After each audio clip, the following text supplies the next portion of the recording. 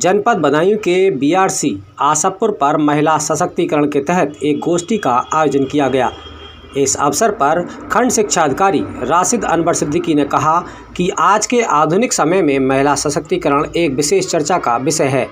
हमारे आदि ग्रंथों में नारी के महत्व को मानते हुए यहाँ तक बताया गया है कि यत्र नायस्तु पूज्यन्ते रमन्ते तत्र देवता, अर्थात जहाँ नारी की पूजा होती है वहाँ देवता निवास करते हैं।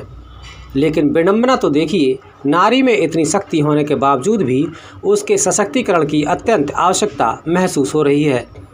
महिलाओं के आर्थिक सशक्तिकरण का अर्थ उनके आर्थिक फैसलों, आय, संपत्ति और दूसरे वस्तुओं की उपलब्धता से है। इन सुविधाओं को पाकर ही वह अपने सामाजिक स्तर को ऊंचा कर सकती है। राष्ट्र के विकास में महिलाओं का महत्व और अधिकार के बारे में समाज में जागरूकता लाने के लिए मातृ दिवस, अंतर्राष्ट्रीय महिला दिवस आदि जैसे कई सारे कार्यक्रम सरकार द्वारा चलाए जा रहे हैं। महिलाओं को कई क्षेत्र में विकास की ज़रूरत है।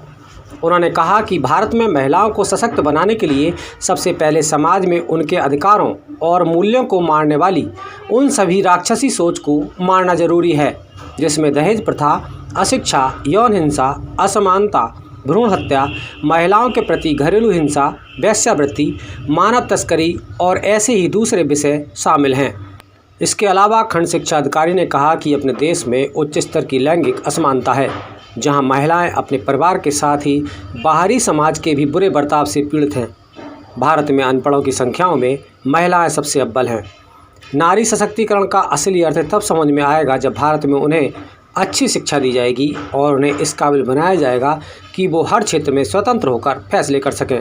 जी सर, जो आज गोष्ठी का आरंभ हुआ है, शुभारंभ हुआ है, ये किस उद्देश्य से हुआ है? माननीय मुख्यमंत्री योगी जी के निर्देश पर ये विचारधारा फैलाने के लिए एक प्रोग्राम रखा गया शक्ति, कि महिलाएं कमज़ोर नहीं हैं, महिलाओं को जागृत करना है, महिलाओं को ये दिखाना है, ये बताना है कि ये सब हमारी जो महिलाएं बहनें अभी इकट्ठी हुई थी कि आप कमज़ोर नहीं हैं, आप बहुत शक्तिशाली है। और इस विचारधारा को अपनी महिला साथियों में सब में शेयर करें।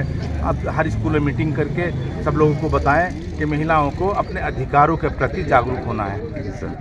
अगर कहीं कोई परेशानी या समस्या है तो महिलाओं के लिए जैसे 1098 और दूसरी फ़ोन नंबर की सेवाएं शुरू हुई हैं, उसका लाभ उठाएं। साथ ही साथ बच्चों की परवरिश में स्कूल में ख़ास तौर से बालिकाओं को उनकी सुरक्षा, हाइजीन और उनके और व्यवस्थाओं में जैसे हम अभी तैयारी शुरू कर रहे हैं कि उनको टेक्वेंडो और मार्शल आर्ट की तैयारी कराएं। इस तरह से वो किसी भी अवांछित तत्वों से सुरक्षित रहने के लिए अपने सेल्फ प्रिपरेशन करें।